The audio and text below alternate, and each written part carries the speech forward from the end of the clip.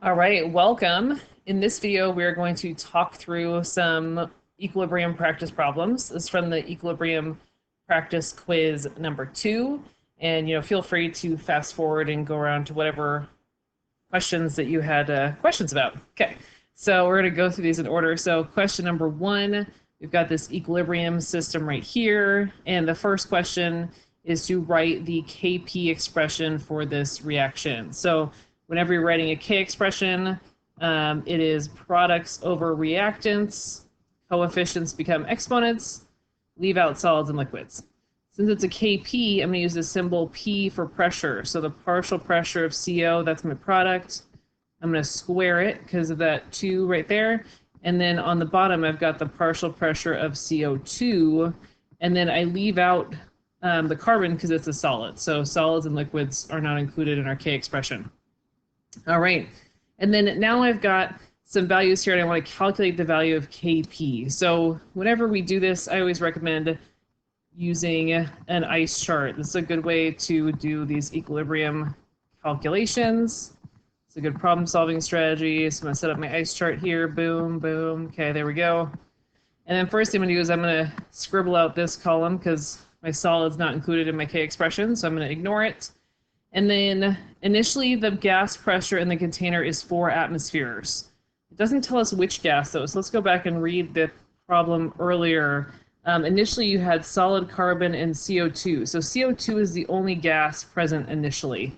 So I'm going to interpret that as the pressure of CO2 initially is 4 atmospheres. And I did not have any carbon monoxide initially in the container. And then they give us another value. At equilibrium, the partial pressure of CO2 is 2.32. So we know that this is what that is at equilibrium. And whenever we're finding a Kp value, these values need to be measured in terms of pressure in atmospheres. If I was given pressures at a different unit, I would have to convert it into atmospheres. If you take a look on your equation sheet, you'll see the conversion, like that 1 atmosphere is 760 torr. So you might need to do a pressure conversion if it's not given to you in atmospheres. But in this case, it is given in atmospheres. So if something starts at 4 and ends at 2.32, I can do some math here and figure out what the change was. So it looks like my pressure was reduced by 1.68 atmospheres.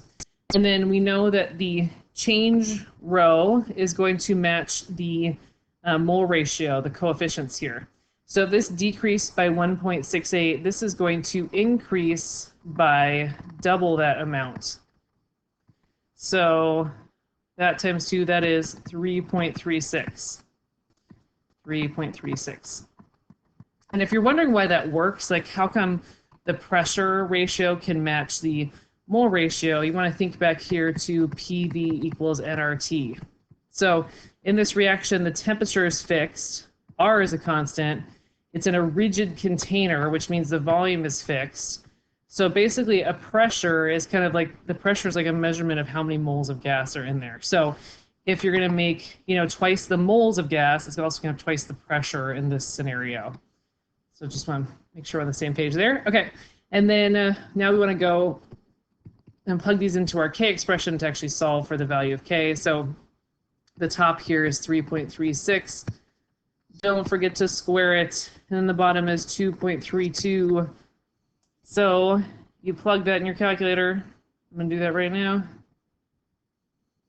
And I get 4.87. Looks like we should have 3 sig figs in our answer. So there we go. And make sure, I just want to actually pause for a moment and say, if you have not tried these problems yet, make sure you try them first and you're using this video as feedback. So these are in a Go formative right now, or if you're watching this at a different time, you can always just hit pause on the video and try the problem first before you watch the answer. Because just passively watching someone else do a problem is not as helpful as actually trying it yourself. Then watching this to kind of notice where you got stuck or maybe where you made a mistake. There you go. Okay, so next problem. We have this reaction right here. Looks like we're starting out with pure reactants. We got N2O and NO2 are placed into an evacuated. That just means, empty container. And then we've got some values here. So I'm gonna start organizing this information in an ice chart because that's gonna help me keep track of what we are doing here. All right, so initially we have 1.1 is my pressure of N2O, and then this is 1.9. And these are the only two gases present initially, so my NO concentration is 0. And those are the only numbers I'm given. And what I'm trying to find is what is the equilibrium pressure of NO. And we're given a K value. All right, so let's write the K expression. So the Kp for this one is your product, so that's P NO, and that's going to be cubed and divided by our reactants, so PNO2 and PN2O. Gotta make sure I keep those straight. Okay, so there's that. And yeah, our unknown is the pressure. So we're going to use X. And so we know that some of our reactants are going to be used up, and they react in a 1-to-1 ratio. But then for every one of these that react, I make 3 products. So my product is going to go up by 3x. So if I go and plug this in here, 1.1 minus x, 1.9 minus x, and then this right here is 3x. Okay, so now I want to solve for what 3x is. So I'm going to go over here and I'm going to plug things into my K expression. So the ice chart number is just a way to organize your information so we can plug things into the K expression. So in this case, we know the value of K, and then we know this is 3x cubed, and on the bottom it's 1.1 minus x, 1.9 minus x. And if we were to solve this, this math would get pretty complicated. I've got x cubed, x squared, I've got x. That's going to be hard to solve.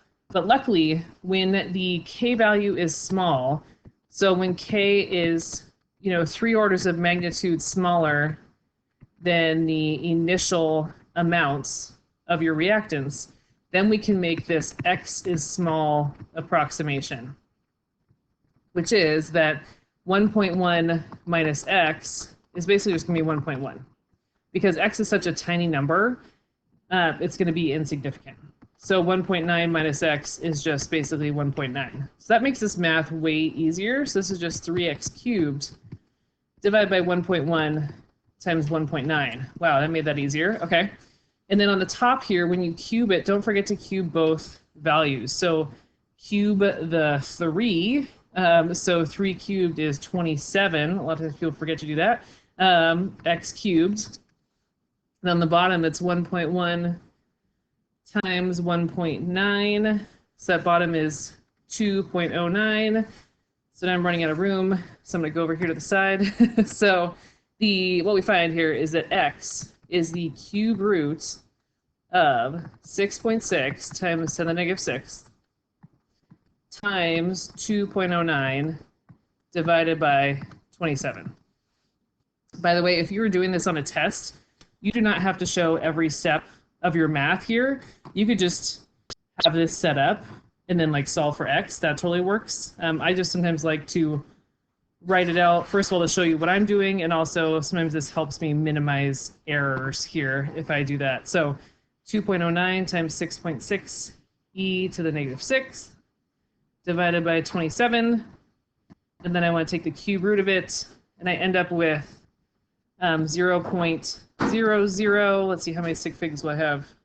I'll have 2 sig figs. So that's 80 atmospheres.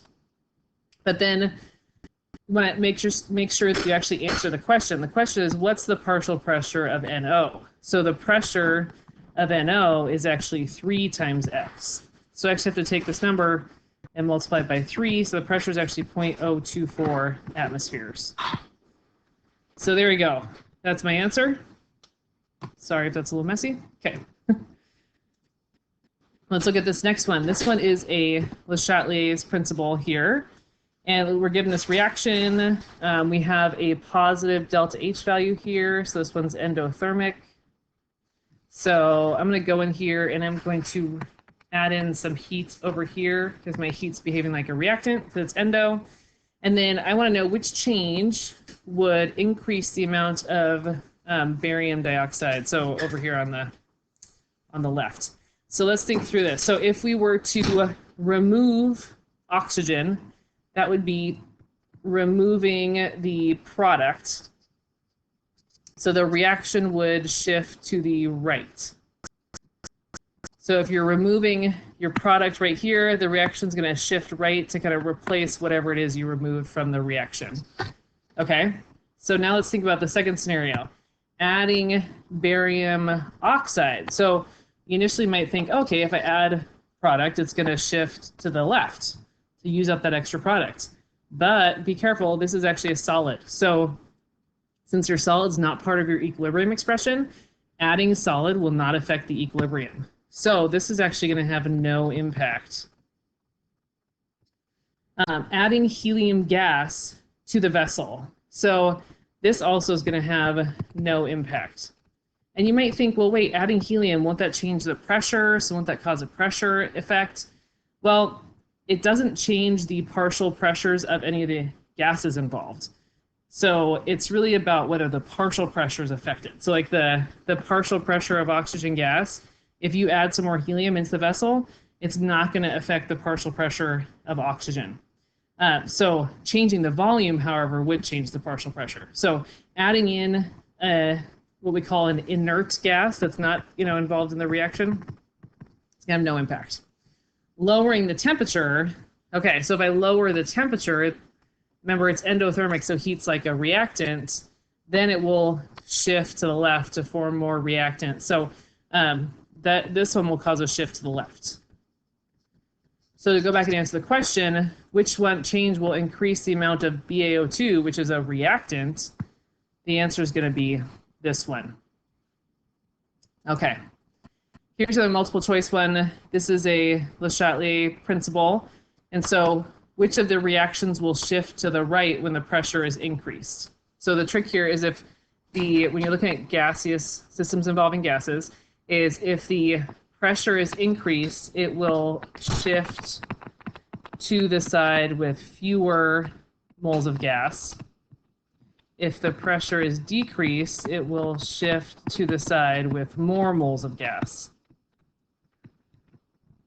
So we got to look carefully at our number of gas particles on either side of the equation. So this one right here has 4 moles of gas on the left, and it's got 2 moles of gas on the right. And so we're looking at things that will shift right when the pressure is increased. Okay, so as the pressure is increased, this one's going to shift to the right because there's more moles of gas on the right.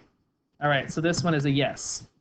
Over here, we have 2 moles of gas on the left and 2 moles of gas on the right. So there's really going to be no impact because we have the same moles of gas on either side.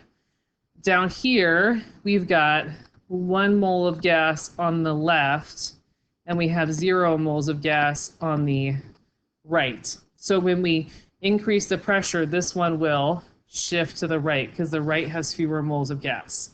Notice how, this one's really key to look at, notice how I ignored the aqueous and solids. So it's only moles of gas that impact the pressure. So it doesn't matter how many moles of aqueous ions or solid we have, those don't matter, it's just the gas. All right, over here, this one, we've got 0 moles of gas on the left, and we've got 7 moles of gas on the right. So if we increase pressure here, this one would shift to the left. So that's not what we're looking for. And then last one, we've got 3 moles of gas on the left, 2 moles of gas on the right. So this one would shift to the right. So 3 of these reactions would shift to the right if you increase the pressure.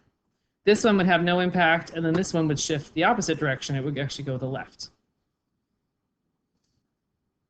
Okay, this one is thinking about Le Chatelier's principle in terms of a graph. So what I have here, if you look at the original question, there were some different possible graphs to look at. Right here, I'm just showing you the right answer just for the sake of space here.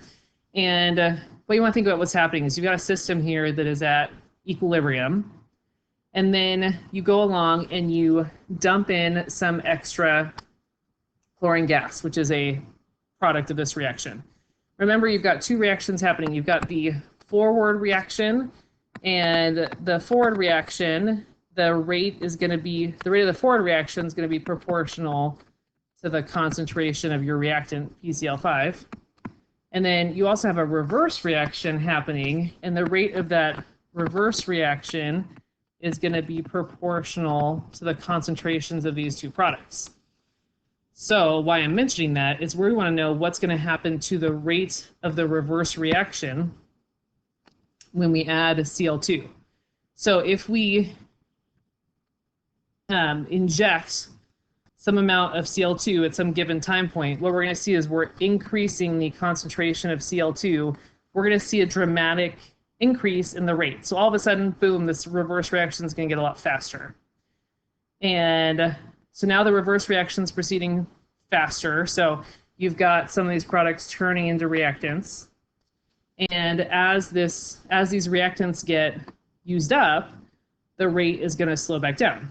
So you have a bunch more Cl2, then some of that Cl2 is going to get used up, and that reaction is going to slow back down until you eventually hit equilibrium again. So right here, where that rate levels off, here's our new equilibrium that has been established. So this is kind of what that shift, what the equilibrium shift will look like. Like think Le Chatelier's principle in terms of a graph. So when we say the reaction shifts to the left, that means that this reverse reaction got faster. And then as it reapproaches equilibrium, it'll slow down again until it reaches equilibrium, until it kind of steadies out there. All right, this one, we've got a question here. Will the concentration of IBR increase, decrease, or stay the same? Whenever you see a question like this, you want to ask yourself, okay, this question is asking me which direction will the reaction proceed. So if the reaction proceeds to the right, that means IBR increased. If the reaction proceeds left, that means IBR decreased. That's what you're trying to figure out. Which way is the reaction going to go?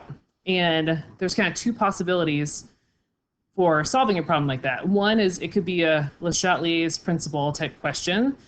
We could use Le Chatelier's principle to figure out which direction a reaction is going to proceed. Or if you're given some values, like in here, we're given some initial amounts of things. This looks like a Q versus K scenario. So that's the other way you can figure out the direction a reaction will go.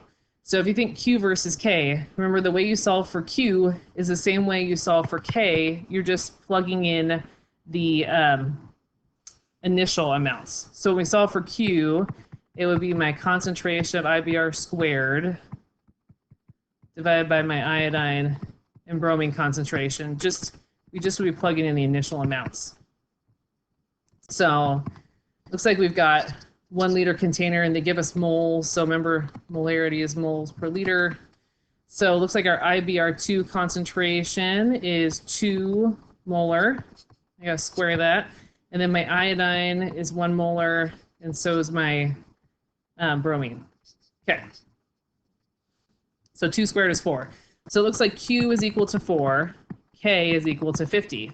So Q is less than K. So what that means is, if you remember that this Q and K, those are both a ratio of products over reactants. So if your Q is less than K, that means we don't have enough products. So we need to make more products in order to reach equilibrium. So that means the reaction is going to proceed to the right. So the reaction is going to proceed to the right. So the concentration of IBR is going to increase because I'm going to make more product. So your IBR will increase because your Q is less than your K. All right, take a look at this one. This is a KSP problem. So first question is, write the equation for the dissolving process. So you've got some solid magnesium hydroxide. When you dissolve it in water, it's going to break apart to show these, to form these ions. If you're wondering, I mentioned water. If you're wondering how come water doesn't show up in this equation, you can think of water as being like a spectator. So there's liquid water there, but the water's also there afterwards. There's tons of water. Water does not actually get formed, made or used up in this reaction. So it's like a spectator. It doesn't really do anything. So we just tend to not show it. Okay, there you go. Write the equilibrium expression. So it's products over reactants. Coefficients become exponents, and then we leave out solids and liquids. So water's not included, and our solid reactant is not included.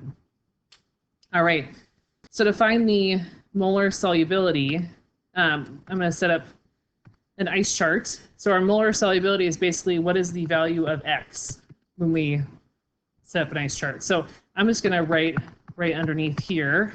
Okay, if you see I'm following my reaction there at the top. And I'm going to ignore my reactant because it's a solid. It's not part of the K expression.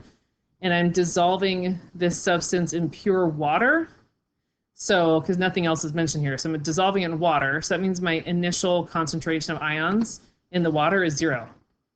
So the water doesn't have any magnesium ions in it initially. But then as your solid dissolves, you are going to make some ions. And you're going to make them in a 2-to-1 ratio. And then, there you go. Okay. So now we've got our values that we can plug into our K expression. So let's kind of do that over here. So we know our value of K is right up here. It is 1.8 times 10 to the negative 11th. And then this is X, and then this is 2X squared. So you end up, this gets squared, you end up with 4X cubed. So X is the cube root of 1.8 times 10 to the negative 11 times, divided by 4. So if you stop and plug that in your calculator, you will get the final answer. So I'm going to do that real quick. 1.8 e negative 11 and divide that by 4. And then I'm going to take the cube root. And if you're not sure how to take the cube root, let's see, 1, 2, 3. This should have 2 sig figs in it. So it's 1.7 molar. If you're not sure how to do a cube root, one option would be is to plug in your calculator. Let's say you want to take the cube root of 4. I don't know, you'd say 4 and then boom, and you could raise it to the power of 1/3. That's the same thing as a cube root. So if you're having a hard time figuring out that button on your calculator, that's an option for you, if that helps. So that's what we call the molar solubility. So the reason why we call this that is basically you see how the value X essentially represents how much magnesium hydroxide dissolved. Because if we were filling in this column over here, we would have put minus X in this box, right? So X represents how much of your solid dissolved. That's why we refer to it as the molar solubility. So it's how soluble it is measured in molarity. All right, so here's another one. We've got a we got a reaction up here. I'm going to rewrite it actually real quick. So here's your reaction. There we go. And we can set up our ice chart. Ice charts everywhere, right? We can apply them for all these problems. All right, so I'm going to ignore my solid. And then I'm dissolving this in water. So that means my initial concentration of these ions are 0 because they're water. And then in the saturated solution, saturated means at equilibrium. So in the saturated solution, this is 0.0324 molar. So once I have an initial and an equilibrium, I can figure out the change. So this increased by 0.0324 molar. And then we know the change values are going to match the mole ratio. So this one's going to increase by, 1/2 of that. 0.0324 divided by 2. This is 0.0162 molar. And then I want to determine the value of KSP. So KSP,